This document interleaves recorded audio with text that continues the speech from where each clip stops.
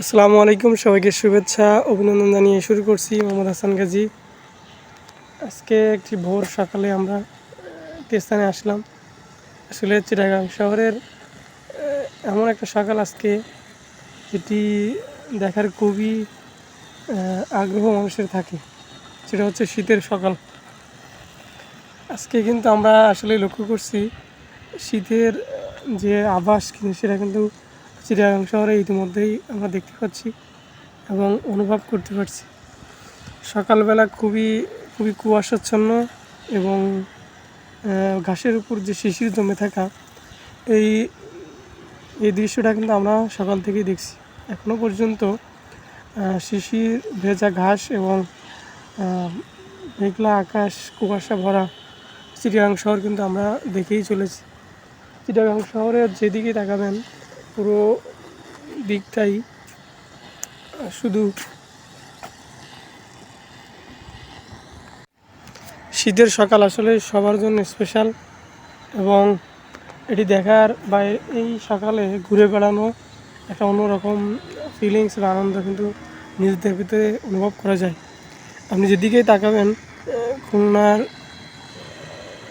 যেদিকে তাকাবেন চিটাগাং শহরের সব জায়গায়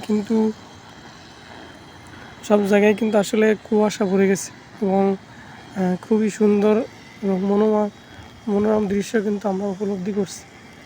যেদিকে তাকাই না কেন শুধু বিল্ডিং এবং সেই বিল্ডিংয়ের মাঝেই কিছু হালকা পাতলা গাছ এবং সেখানে কুয়াশা পড়ছে এবং মেঘলা মেঘলা দূর আকাশ দেখা যাচ্ছে।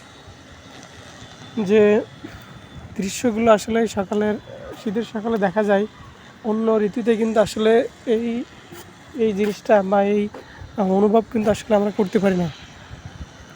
আসলে শীতের সকাল মানেই একটা অন্যরকম দিন এবং মনের আনন্দ ফুটিয়ে ওঠার একটা সময়।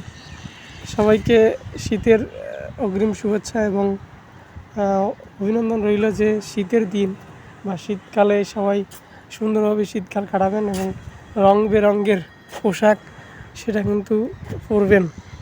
এবং এটা এখন আসলে দেখা যায় যে শীতকালেই সবথেকে বেশি পোশাক এবং রং বেরঙের জিনিসপত্র, যে জামা কাপড় আমরা কিন্তু পরিধান করি, বিভিন্ন ধরনের সেফটি আমরা কিন্তু ব্যবহার করে থাকি।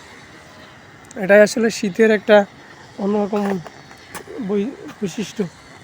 এই বৈশিষ্ট্যের গুণেই কিন্তু শীতকাল আসলে সুন্দর।